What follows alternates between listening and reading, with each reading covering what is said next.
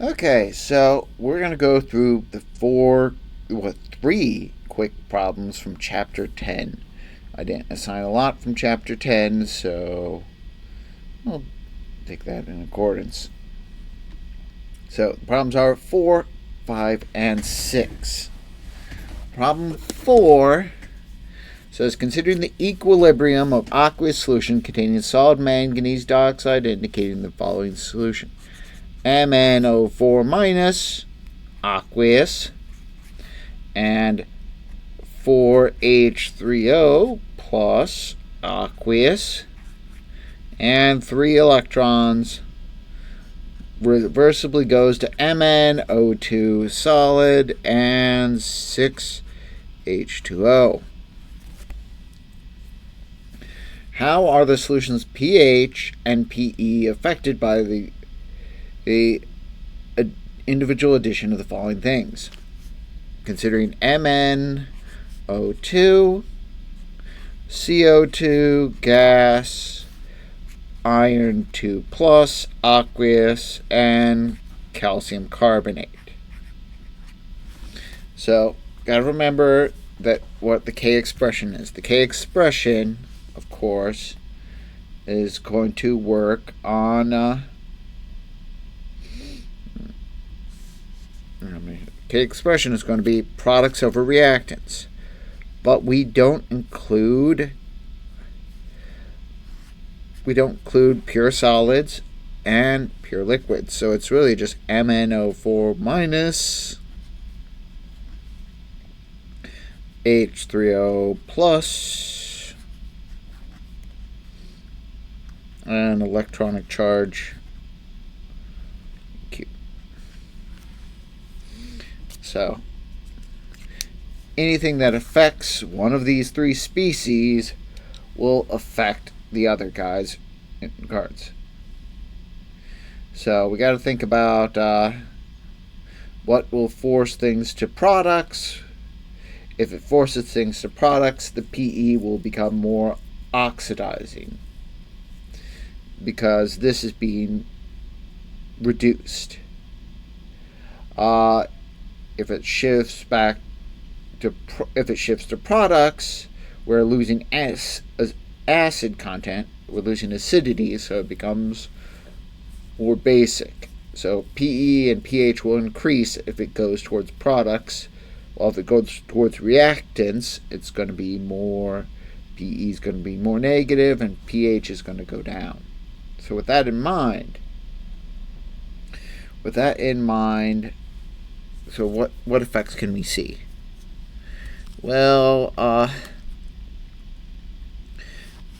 MnO2 surprisingly has no effect. Even though you're adding a product, since it's as a solid, we're assumed to have both of these are in equilibrium. Because this is a reversible reaction, we have some amount of this and some amount of that. We're not assuming that neither of these are zero. So when we add MnO2, you're adding a solid that doesn't actually affect Le Chatelier's. That doesn't affect our equilibrium, and so we don't see a shift in effect. Now, if I add CO2 gas will naturally produce carbonic acid. That's going to produce carbonic acid in water, and thus we're going to see the pH go down. So, however, as the pH goes down, we're increasing the amount of hydronium, and so producing hydronium is going to see this shift to the right, and so the net effect is the PE goes up because the reaction goes to the right. It's a case where we're adding this, but in such quantities that the shift going to the right cannot completely remove all the hydroniums we've just added. Now, iron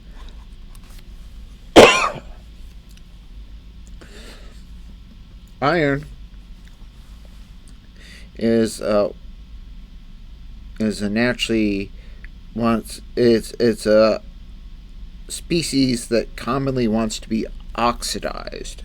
Now, iron 2 plus, in the presence of a strong oxidizing agent, will be converted to iron 3 plus, typically in the form of Fe2O3.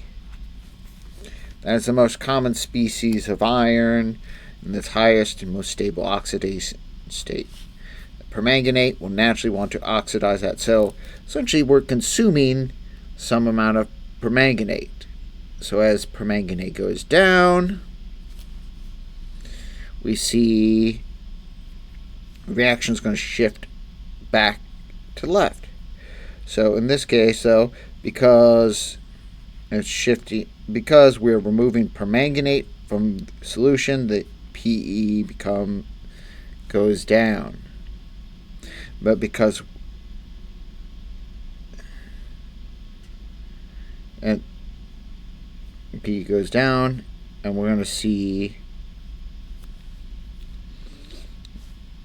so if the P, it's more a reducing solution,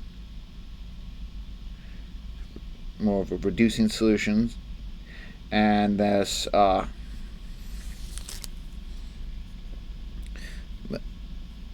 then you might expect as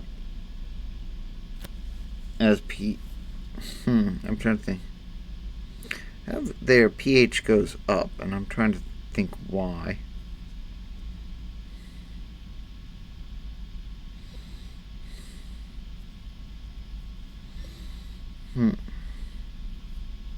Just left me.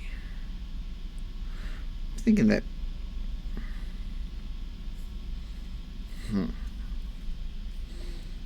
But I'm guessing in the case of this, that shifting left, you would expect the pH to go down.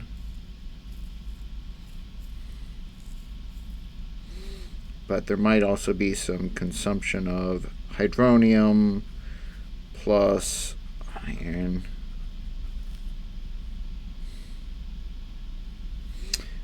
I'll leave that part later. The last one, calcium carbonate, is another acid-base one. Instead, though, since carbonate consumes, we see hydronium going down. So the reaction is going to shift left to try to replace it. So that we're going to see the PE going down as well. But because it's consuming more hydronium than is replaced, the net effect is the pH going up. So I don't know why I have pH going down for the iron one. I'll have to think about that one and maybe come back to it. But needless to say, the others are it's kind of a roundabout way, but it's one you can kind of reason through. 5. The potential measurement in a paddy field yields negative 278 millivolt reading versus a saturated calomel reference electrode. What is the P value of that soil? So, with that in mind, we're going to do that. So, negative 278 millivolts versus saturated calomel electrode. So we're saying the PE minus the calomel is going to be equal to 278.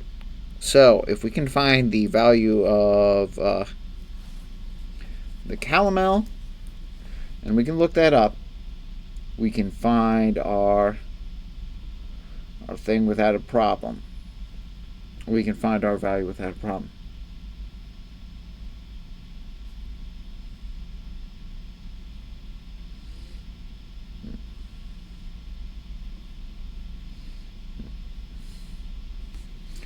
So basically you're going to take, when we look up calomel, the calomel electrode is 0.242. So to get that to the other side, you're going to have negative 0.278 plus 0.242. That's going to be related to the voltage reading for the soil. Voltage reading for the soil would thus be then negative 0.3036. But PE is, we're going to take that value, we're going to take that voltage and divide it by our 0.0591 volts. So when we divide that by our 0.0591, we get a PE of the soil of negative 0.609. Yeah.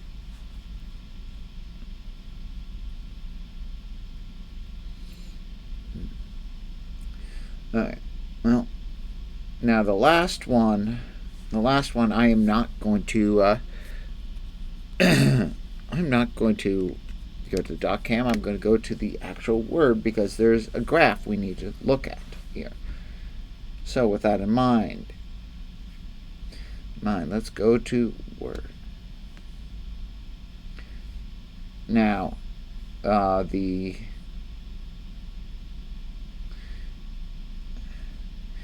iron toxicity has occasionally been observed in rice plants grown in lowlands, otherwise known as submerged soils.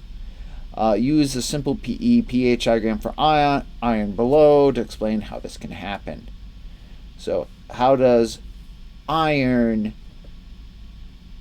get overly absorbed by plants in these submerged soils? So looking at the submerged soils on the left graph I've added, we see the submerged soils typically have a PE between like -4 and 0, and a pH between about 4 and 7. So -4 and 0 would be right in this region, and pH 4 to 7 would right be here. So in these submerged soils of high acidity, we have a lot of iron 2+. If we were to allow an oxidizing solution, if we were allowed oxidizing solution, we could, in basic or neutral conditions, we would have iron hydroxide, either iron 3 or iron 2. As you can see over here. If we had it highly acidic and oxidizing, we would have iron 3+.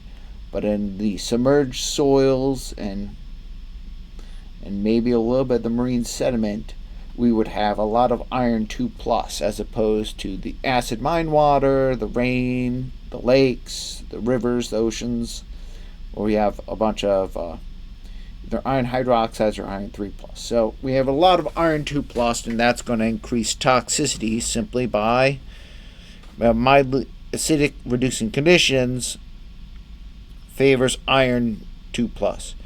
So we can have maybe a little bit of iron 3 hydroxide. You could probably form some iron carbonates, some Fe2O3s, but all those are going to be largely reduced to soluble iron 2+, which gives a high concentration, which can lead to the buildup of the toxicity. So I wanted to have at least one problem where we look at one of these charts and see if we can relate this. So, okay, that's chapter 10. There wasn't really much of a chapter, at least in terms of homework. See ya.